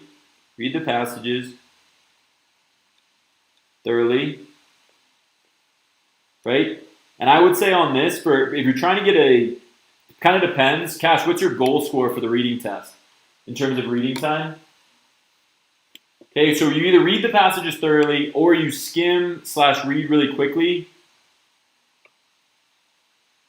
Read really quickly. The only reason I ask about your goal score is because that's going to kind of determine how long you take per passage. Okay, skim, read really quickly. Right? Those are kind of the 2 definitive strategies on this. Can we all agree on that? There's pretty much only those 2. Skim and read really quickly ultimately are kind of the same thing. It just kind of depends on how, what you qualify as skimming. But ultimately those are kind of the 2 things. And there's benefits. The benefit to, okay, so Cash, yeah, if you're going to read, if you guys saw our CO2 reading video from yesterday, that's a very recently released video, and recently released test. Yeah, Melanie, by the way, we're going to try to get a CO2 math video out by tomorrow afternoon. So I apologize that that's been delayed, but we're going to try to get that one out for you guys. If you read thoroughly, if you're trying to get a 35 or 36, I would say spend 4 to 5 minutes reading the passage. And this is going to be really critical what I say next here, guys, so please pay attention, especially if you're struggling with which strategy to use. 4 to 5 minutes per passage to read. Now remember, if you're trying to get a 35 or a 36, that means that you have 8, let's call it 9 minutes just for easy math. Let's call it 9 minutes roughly per passage. Okay, yeah, sorry, Cash, yeah. If your goal score is a 36, but you keep getting a 35, that's going to be somewhat luck. First of all, congratulations on getting a 35. That's unbelievable. If you've seen our real-time videos, part of the thing that we try to simulate is I don't get a 36 on every reading test, even though I feel like that's my best section. Like the one we did yesterday, I'm not going to spoil it for you guys, but I didn't get a 36. I missed 2 questions on the CO2 test because I was, whatever. I was distracted for a second. I was yapping too much. I was whatever. Then you get 38 out of 40. That was a 35. On other tests, I feel like I can get a 36. When you get to that level on any section of the test, guys, any of the sections, when you're at a 34, 33 plus, a lot of it just comes down to luck. I wish there was a better explanation for that, but not really. Feeling comfortable on test day is a huge part of that. Being as focused as possible is a huge part of that. But there really is just a big luck component to it that, hey, I just get the 4 passages that I love to see. So in any case, to get a 35 or a 36, I'll say, I spend 4 to 5 minutes usually per passage. But the one thing that I want you guys that I want to note and that I want you guys to continue to reiterate, we cannot, under any circumstances, split the strategies. So can everybody please write that down? No, in big bold letters, no splitting strategies. Okay, and this kind of goes again back to this independent thinking. We can't split the strategies. We need to be committed to whichever one we're going with. And again, I said that I prefer, for a number of reasons, I definitely prefer this reading the full passage, but it's not the only strategy. If you're doing well skimming and then going to the questions to save yourself some time, by all means use that, especially if that's what you're using now and you have the test on Saturday. But you cannot, under any circumstances, split the strategies. And what I mean by that is, if you're going to read the passage, if you're going to read thoroughly, you need to trust your reading. Sorry guys, we got technical difficulties again. Okay, by all means, you guys need to trust your reading. Hopefully we get back online here. What we can't have happen, chunking approach. Cash, I don't know if I'm familiar. Maybe it's just called something differently. For me, the chunk approach, is that like where you take like blocks of it and then do the questions for that block because it's in chronological order? My biggest thing, guys, is to try to simplify this for you as much as possible. It worked for me when I was a kid. It works for a lot of our students now. One of the things that when I was working for other companies that we've heard other people teach is like you got to color code or you got to make these big diligent notes. That works sometimes, annotating very thoroughly. It does work for some students, and again, if it works for you, by all means, I want you to use it because that would be keeping it simple for you. Having said that, a lot of times what we see with students is that when they start annotating too much, they're so focused on annotating because that was the strategy, than actually just reading. When you just sit there and read and read and read, and you're just focused on the reading, and then you get to the questions, and you guys have seen this in our real-time videos, when I get to the questions, most of the time it's like, yeah, I think that's probably right. Oh yeah, and then some of them I'm like, I remember reading that. Remember guys, every single one of these passages, don't forget this is so important. Every single one, let me go to a passage that's not a double passage or the first one. Look at this. Oops. And by the way guys, we did do the A11 real-time reading video. This was the only one, I think, the only video we've done that I got all 40 questions right. So I checked that one out. It felt very good about this section of the test for whatever reason on the day we took it. But the thing that I want you to remember is that there are only 85 lines. And not only are there 85 lines, but these are double-spaced lines because they're 2 columns. It's like reading 40 Word document lines, right? Or 80 double-spaced Word document lines. That's not very much. So if you're going to use this strategy, the only way that it works, because you're going to take time, thorough time, where you could be spending time on the questions, you're going to take time to read thoroughly. But if you trust your reading, what you're going to find is that there are so many questions that you can answer without having to go back. One of the really, really successful drills that we've created for students on the reading test that we posted a video on it too. We did a real-time video for it, or not a real-time video, but a live stream for it, was we have students read the passage and then on any question, they're not allowed to go back. Not even on the words in context, not only even on the ones that say in line, whatever this word most nearly means. You can't even go back on those. The only thing you're allowed to do is you're allowed to write down your main idea, 1 to 2 sentences, and your tone. 1 to 2 sentences and the main idea at the end. And then you just have to trust what you read.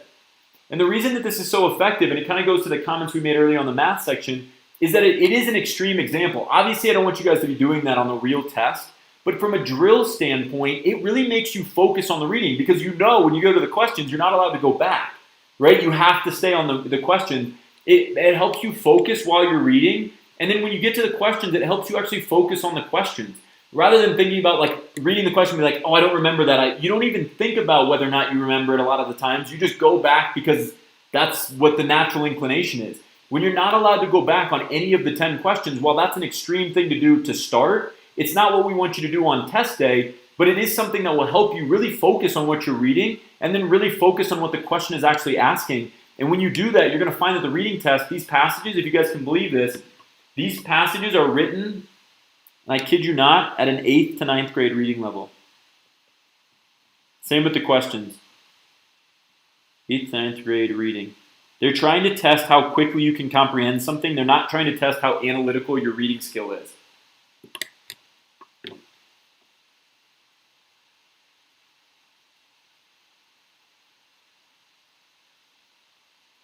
Yeah. So again, Cass, I'm not really sure what the chunking approach is.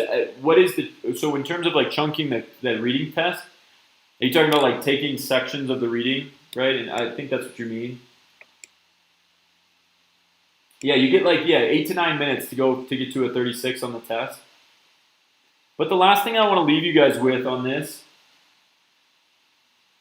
is that if you're focused on reading, and this is part of the reason that I don't love the skimming method. I'll leave you guys with this, especially for those that are. And I think I forget if you guys. No, this was our SAT video that we did a couple weeks ago. Guys, look at this. I'll tell you a quick story. It's kind of inspirational. Probably tell it tomorrow during the pep talk hype video as well. Let me show you guys something real quick.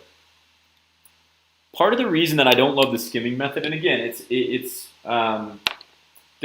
chunking. I'm trying to simplify, Cash. The question about the chunking method, I just feel like trying to read and stay focused while you're reading and annotating while you go. If you've seen some of our real-time videos on the reading section, exactly how I take that test on those videos is exactly how I would recommend.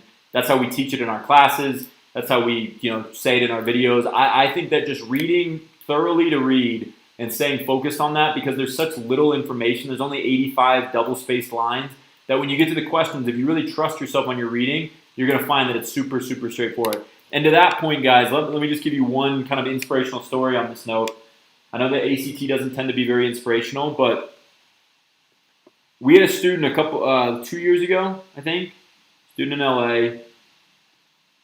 He was my student. He was a really, really strong test taker overall. He was getting like 35s on the 3 sections other than reading. Okay, and when he first joined one of our classes, he was getting like a 25. And one of the things on the reading section only, he was like 35, 35, 25, and he couldn't figure out the reading test. And so one of the things that we did, so on the most recent video, guys, I had about 3 minutes to read the passage, about 6.5 minutes left. If you guys watched the video, I lucked out, to be honest, and that's where this kind of idea comes in on the most recent video. But yeah, I mean, you still get a 35, 36. Again, guys, when you watch those real-time videos, you have to realize in a lot of them, and this is kind of where I'm talking about with the math test that we're going to take tomorrow, I'm not going to talk out loud. Like when I was in high school, I wasn't sitting there talking out loud and trying to give strategy tips. It's really hard to do that, to be honest, to talk out loud while I'm going through it. And I think that's what makes those videos so unique, is how hard it is to do that. In a real test, when I'm sitting down, I would be really, really much more focused on the actual reading and trusting my reading. I mean, that's the one section that in high school where I was pretty confident I could get all the questions right. It's really hard to do those real-time videos talking out loud all the way through it. But in high school, I really felt like a 40 out of 40 was really realistic on every reading test I took, solely because I just wanted to read, and I love to read. There's nothing better than reading. That I like to read a lot. Helps me tremendously. Okay? Awesome. Welcome back. Awesome that you are taking the test, and welcome back to the chat. It's been a while. I hope you're good luck on the test this weekend. Guys, one last thing. So again, on this reading test, we had a student in our programs a couple years ago, who was, again, getting like 25s. And all I told him to do was I just wanted him to be really trustworthy of me. And I know that's a lot to ask, especially because this means so much to college, all that kind of stuff. But I just asked him to trust me, because all I said was, right now you're getting a 25, which means you're getting 28 questions right. But you're not really paying attention to what you're reading. And we kind of got that really quickly. And he admitted to it. He was like, yeah, I'm just skimming. I'm not really thinking about it. I'm so anxious to get to the questions that I'm not really paying attention. So we completely flipped the script, and all I said to him was, I just want you to answer. I want you to think about this test as a 30-question test, 30 out of 30. And again, our goal on this was not to get 35, not to get 36. It was just to get him to a point where he was feeling more comfortable with reading, because that was really the only section that he needed to work on. And so he trusted me wholeheartedly, and I appreciated it so much, because it really gave some, and this again 2 or 3 years ago, gave some positive momentum to what we were trying to teach, and encouraged me in a lot of ways. But he trusted what I was saying, and he said, okay, I'm going to just get through 30 questions. I know I'm smart enough to get 30 questions right every time. If it takes me longer to read the passages than normal people, than a 36, right? Than my normal, rather not normal people, 30 together. That's not, to get a 36. If it takes me more time than it does on the other 3 sections where I know how well I can do, then that's fine. I'm just going to live with it. But I just want to get better than the 20. I just want to get better. And so he trusted me, and all we were focused on was him answering 30 out of 30 questions. Okay? 30 out of 30 questions. That's all we were focused on. And he was getting so consistent with it. He would read the passage thoroughly. He would do the first 3 passages, and then just like we practiced before, and just like I showed you guys before, he would guess the last 10 questions. He guessed the same letter down. And as you guys saw when we did this before, he would find his guessing letter based on that video. He'd get 4 additional questions right. And this was very consistent for him. He would get somewhere in like the 33 to 34 range, somewhere around the 30 to a 31 every time on reading. And he was honestly just thrilled to raise his score 5 or 6 points on the reading test from where it had been. And so was I. I was super thrilled that he trusted it. So we were going into the real test thinking he was going to score somewhere in like the 30 to 31 range on the reading section. Well, on the real test, just like I talked about with me talking out loud in those real-time videos, when he got to the real test, he got through the first 30 questions, and when he was done with those 30, he was really confident. He called me after. He was like, yeah, I felt really good about those 30, and I also had 7.5 minutes left. I had 7.5 minutes left on the test. I got through just the first 30 questions, and I didn't know what to do because that had never happened to me before, but because he'd done so well in the other 3 sections, I knew he was a good test taker, so it wasn't surprising that he was a little bit more focused and a little bit faster on test day than he had been on his practice test when his brother was probably screaming in the background, or his mom was screaming at his brother, and they were trying to get that whatever, right? That's not the greatest focus environment. So he said, I got through the first 30 questions, and I had 7.5 minutes left, so I just kept going, and I just kept doing the last passage. Guys, he ended up, this isn't the same scale, he ended up getting 39 out of 40 questions right, and on the test that he took, that was the equivalent of a 36.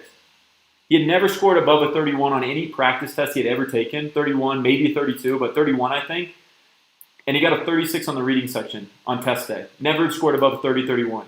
Just because he was that much more focused and he trusted it. I promise you guys can keep doing this. Okay? Okay, you guys are just, guys, I appreciate it. I appreciate the support here.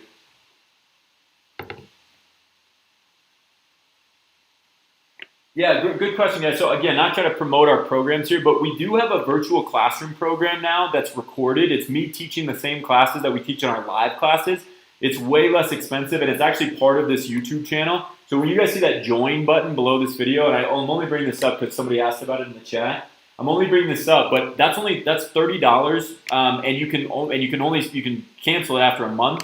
But that's $30 instead of our normal live classes. And it's still just me teaching the classes. You get all the materials that you get in our live classes. And if you're a great self-study student, which I know a lot of you guys are, it's a great program. If you're looking for just something a little bit more to supplement It's, in all honesty, it's me teaching the classes. I think it's better than buying a $30 book for sure. And you get the materials. It's all digital materials, and you get those as part of the class. So yeah, I can't recommend that program highly enough. I'm thrilled. We've only had it available for about 2 or 3 weeks now, but that's a big program for us because it allows you guys to watch the recordings of the live classes. It's not as nearly as expensive as the live classes, and it's really what we've been trying to work towards, for the last 2 or 3 years. So it's a great question, and I appreciate you asking. I always love to promote our programs a bit, and that will give you the ability to just watch only certain videos. Like we do it in sections, so the first 3 classes are English, the next 4 are math, the next 2 are reading, the final 2 are science, and so you can just watch the lessons that you want to watch. Yeah, guys, I'm super glad. Let's go, awesome. Yeah, so you guys, I promise you. So awesome. Not to promote our channel too much, but yeah, awesome. Yeah, I just saw your comment there. So I just saw your comment. Thank you, by the way, for saying that, because that's exactly what happened. So did everybody see that? Awesome comment on July test. The reading goal on the July test was a 26. Stuck to the plan, right? Got way less overwhelmed than probably had previously, and got a 33 on the reading section. I didn't know that. That's the first time you've been in the chat since we talked at the July test. But that's unreal. Congratulations. Yeah, that's so cool. Yeah, I mean, again, guys, I love to hear stories like that. If you guys post comments about that kind of stuff after you're done taking these tests, I love it, and I will keep doing these videos. I'll give everything away for free, every piece of knowledge. It might take me longer if we have to unfortunately have more subscribers to do this at all times. But it might take me a little bit longer to release all this stuff. But if the faster the channel builds, the quicker I'm able to release these things. And I have a lot of content. This is just the surface level. So we talk a lot more about it in those virtual classrooms if you guys are interested. It's just that join button below the video, below the live stream. If you guys click join, it's the $29.99 a month program.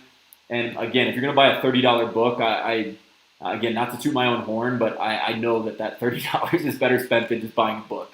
And you get the practice test that we talk about in the thing, and the app is free. So check it out. Yeah, question on July ACT. Yeah, guys, yeah, again, this is just going to keep working. I promise that we've seen enough students at this point that I know this stuff works.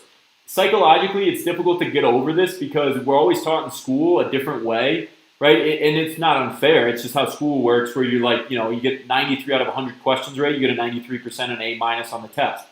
If you haven't taken an AP class before and you don't know a lot about scaled scores, then you wouldn't be really familiar with these scales.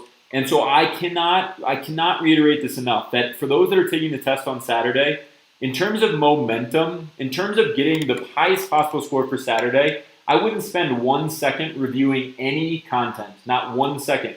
And I know that works because that's exactly what I did in high school. I found the minimum that I needed to get to, and I had enough confidence that I paid attention in class. My mom is a math teacher, so these drills were just constantly drilled in, right, all the time. I always was doing these things. And so that combined with my love for reading, if my mom hadn't been a math teacher teaching this stuff to me, I definitely wouldn't have done very well in the math section because I wouldn't have had the work ethic to do it. I would have done well in the reading and the English sections always because I love to read, right? Every time you read a story, that's an edited piece of work, right? You don't think about editors or published work, but those things have been combed through for grammar considerations. So you know that every time you read a short story, a book, an article on ESPN, if you're a big sports fan, you read a play, all of those things have proper grammar because an editor went through those. 95% of the story or whatever is properly grammatized. I don't know. I'm just making up words now. But if you know that, then you start to see things on these tests that you don't even have to know why you're choosing an answer. You just know it's correct because you've seen it so often while you've been reading.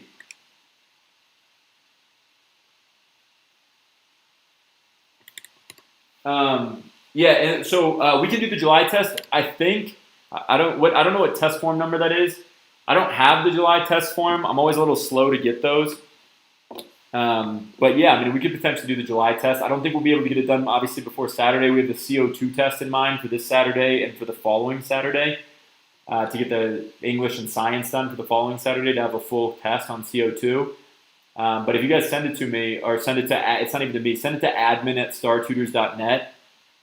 One of our teachers will print it out or digitize or whatever and send it to me, and then we can do another video. Yeah, Cash, definitely. So yeah, that's perfect. Yeah, if you guys send it to me, so if you guys send me the July ACT to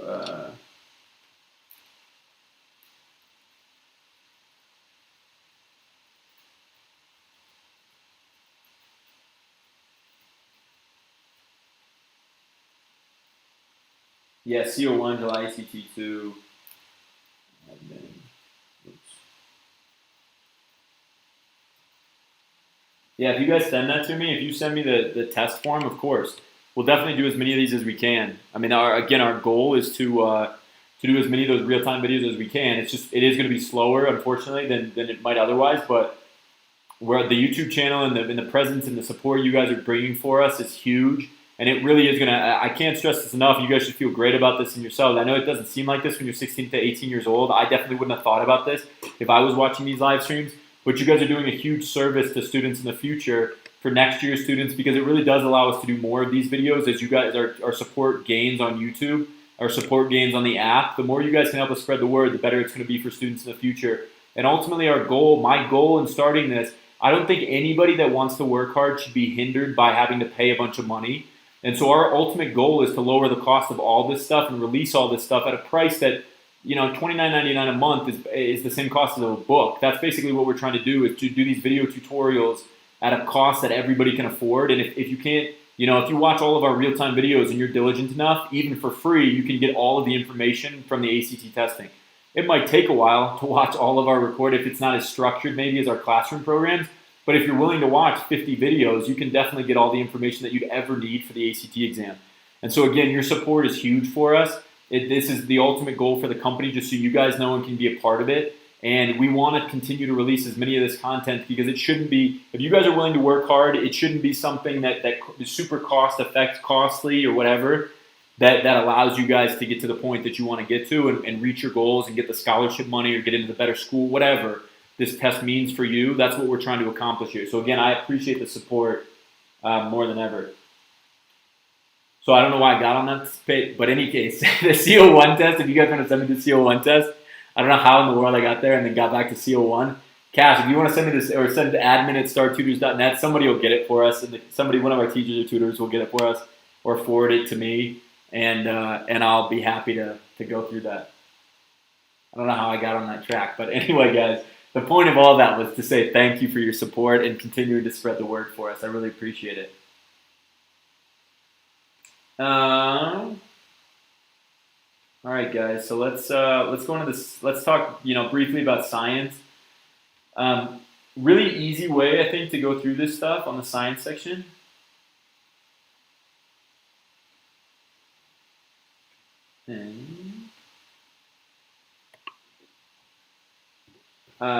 Really easy way, guys, to go through the science section. So 3 pass on the science test too. A really good drill that you guys can implement for the science section. Here's what I do, or here's what we do in the programs.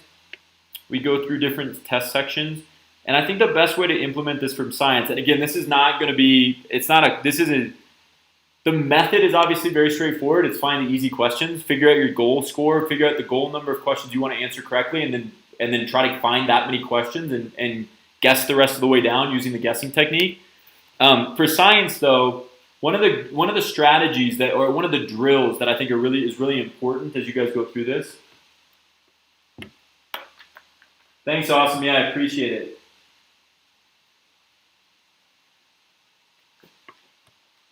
Guys, I can't tell you how much I appreciate the support. It makes me want to do these more. It makes me want to help you guys as much as I possibly can. I appreciate it as much as you guys. If you guys appreciate the channel, I appreciate it. I appreciate your support just as much. So again, I thank you guys, especially those that have been asking questions for a long time. Awesome, you included, right? Have been in and out of the live streams for a long time. I really appreciate it. Makes it feel like we're making these things worthwhile. So thank you guys. Not last thing. I can answer questions at the end here, but what happened here? Last thing. So 3-pass method on science. Here's the drill that I would do. It's hard Okay, let's see, 3-pass method. It's a little tricky on the 3-pass thing to.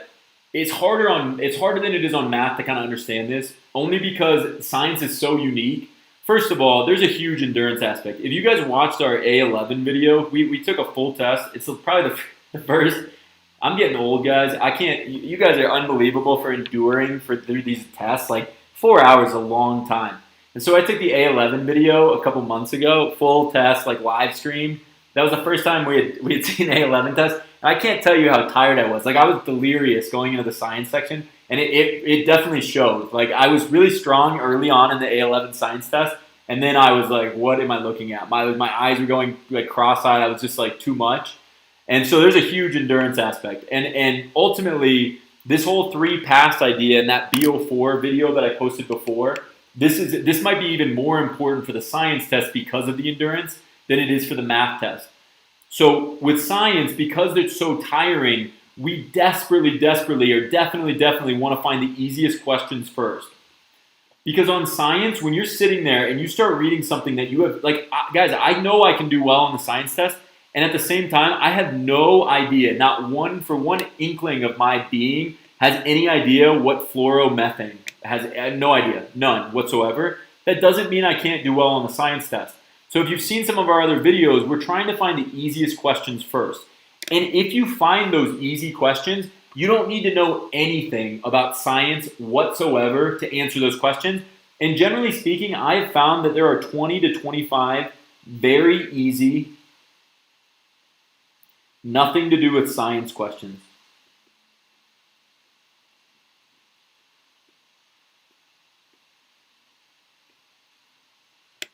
Okay, very easy, nothing to do with science questions. Yeah, guys. So yeah, by the way, and there's honestly, I wish there was something I could say about brain stamina and endurance, but you guys saw it's hard for me. I do this all the time. I do this every day, and it's still hard for me to stay focused for 4 hours.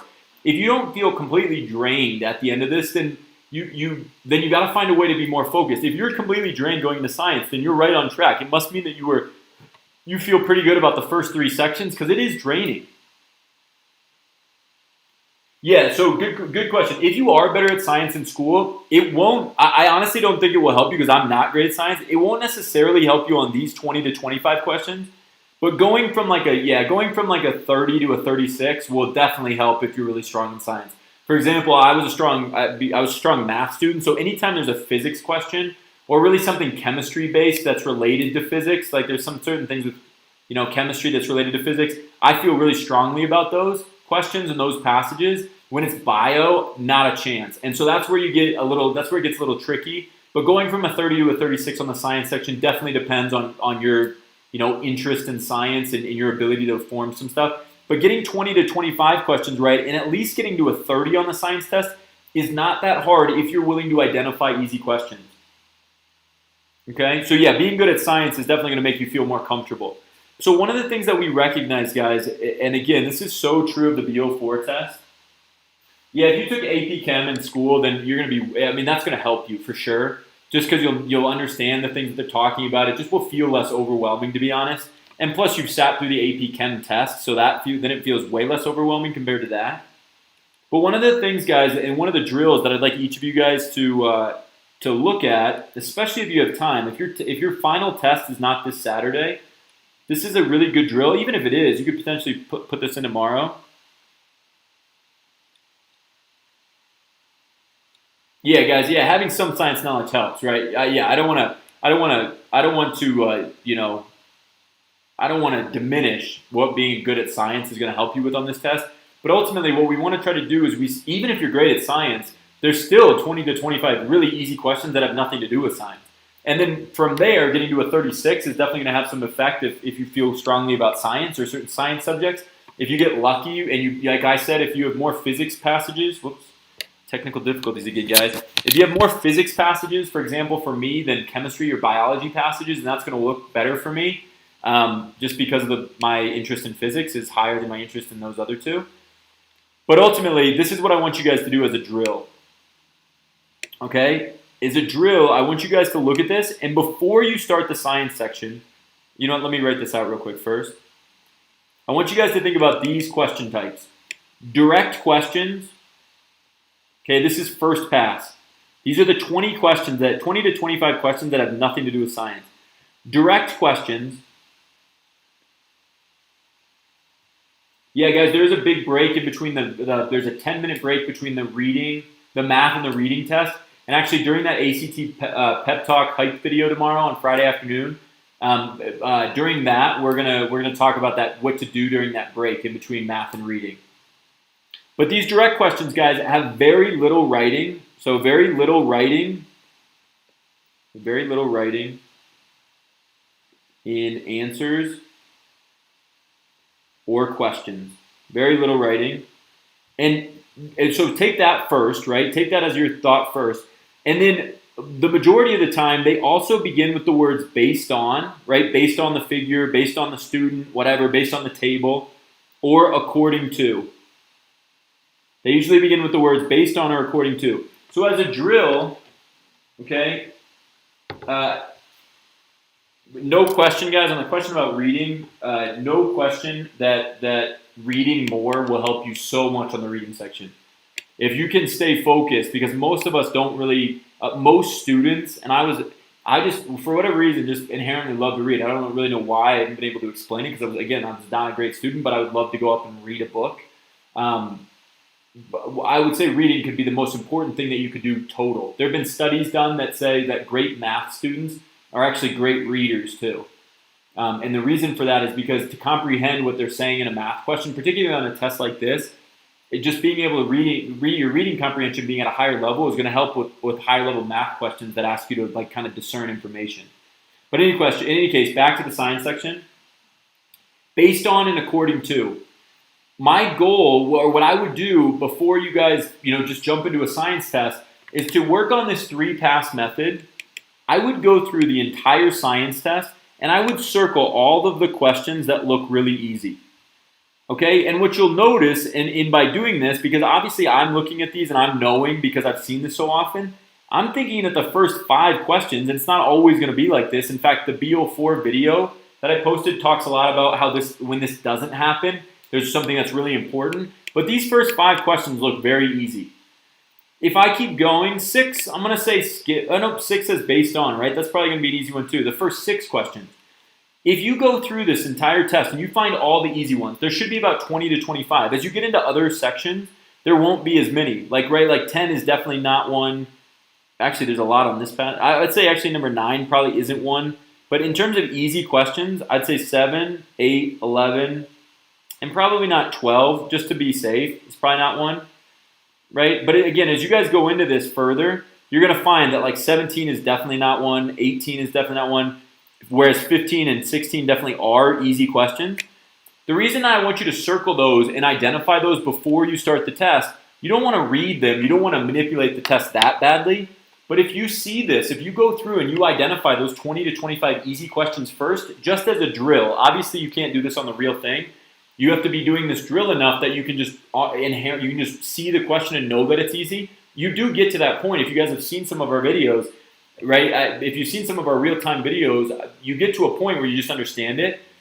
But I would say that if you go through this and you circle all the questions and then you start the timer and you do the first pass, only answering those questions that you circled first, you're going to come back to the beginning of the exam finding out that you answered about 25 questions.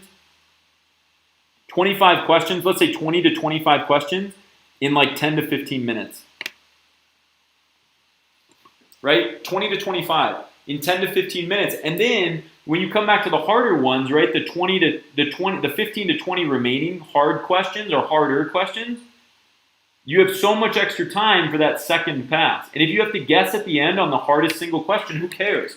You've still gotten 35 out of 40 questions right or whatever. If you have to guess on the last 5, because you don't know how, if you don't spend any time on those 5 questions and you apply them to the other 35 questions and you get those 35 right, and then you guess the same letter down on the remaining 5, you get 37 out of 40. That's a 34 on the 32 to 35 on the science test, right? Something in that range. On the BO4 test, I think would have perfect score. That would have 36, 37 out of 40. Just simply by answering the easiest questions first. And so again, this drill, by circling those easy questions, finding those before you start the test, And then going back to the beginning and then only doing those questions will allow you to see how much time you can save if you get really good at identifying these easy questions. Can everybody give me 2 thumbs up if that makes sense, guys? 2 thumbs up if that makes sense. Again, you're not gonna get everything from that description and that explanation. It's not all gonna make sense immediately. But I will say that for the most part, that's the goal. That's the drill. And yeah, like I said, we do that in a lot of our programs, and it seems to work pretty well for students because it allows you to see, because when you get to the end, when you get those 20 to 25 questions done, the amount of time on the clock is still the real amount of time. Do you have to get better at identifying the questions so that you can do it as you go? Absolutely. But you can get there. You can reach that point for sure. You can reach that point for sure. There's no question. Okay? Yeah, so you just have to get better at it, but by circling it before you start, it takes all the pressure away from trying to identify while you're taking it, and then you start to see what you're identifying without timing being a factor. And then all of a sudden, when you do that enough, 4 or 5 times in a row, then when you really do start the real thing, it's like, man, this is easy. I found the according to question again. That was so easy. I didn't have to know anything about science at all. Okay? So guys, again, I'm going to sign off on that note. I shouldn't say that. I'm not going to immediately sign off. But we're going to stop there in terms of the review just because it's getting closer and closer to top of the hour. But does anybody have any last general questions? Okay, guys, does anybody have any last general questions? One final thing, too, on that note. Make sure, and we'll talk about this in the pep talk video tomorrow, there are things that you want to make sure you have ready the night before. For the first time this year, right, you have to have your mask ready to go. So you probably, I can't imagine that there's a school that doesn't require you to wear a mask. Maybe there is, maybe in different parts of the country, but you gotta have your mask ready to go. But then there's also 5 things. We have these 5 essential items that we want you to have ready to go the night before the test. For the same reason that we continue to talk about stress and being overwhelmed. I don't want you guys to feel overwhelmed, and having everything ready to go the night before, just ready to pick up and walk out the door, creates a lot less tension. So keep that in mind. Guys, prep day video. Yeah, during the break, guys, by the way, during the break, we will talk about what to do during the break, during the pep talk video tomorrow. I will post a link to that right now. And that's tomorrow, guys, at pep talk video. That live stream is tomorrow at what time? 1 p.m. Pacific, U.S. Pacific, 1 p.m. U.S. Pacific. So yeah, guys, check out the pep talk video. That's just me trying to get everybody fired up, get excited about the ACT as much as you can. And then we'll talk about what to do during the break. We'll talk about like kind of test day stuff tomorrow. That'll probably be 30 minutes to an hour, and get kind of yeah, eating something with sugar, it can definitely help. The one thing I'll say, same thing kind of going, it's going to be very independent for you as the student. If you typically don't drink coffee in the morning, don't drink coffee on test day because it's going to get you super amped up and you're going to be jittery. If you do drink coffee, then drink coffee. One of the things you don't want to get too fired up. You don't want to get too overwhelmed to the point where you're not focused anymore, and too much caffeine can do that. But the right amount, especially if you drink caffeine regularly, it can be helpful for sure. The other thing too that we'll talk about tomorrow is in terms of like going to bed.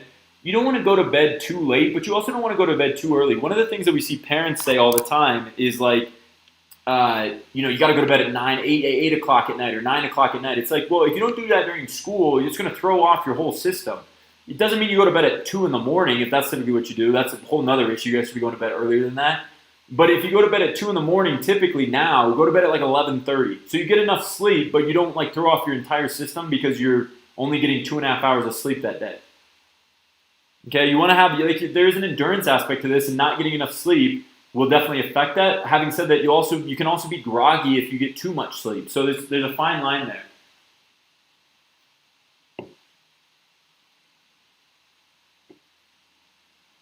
Yeah, guys, we're going to do live streams for the SAT as well. So the October SAT, I think is the next one, right?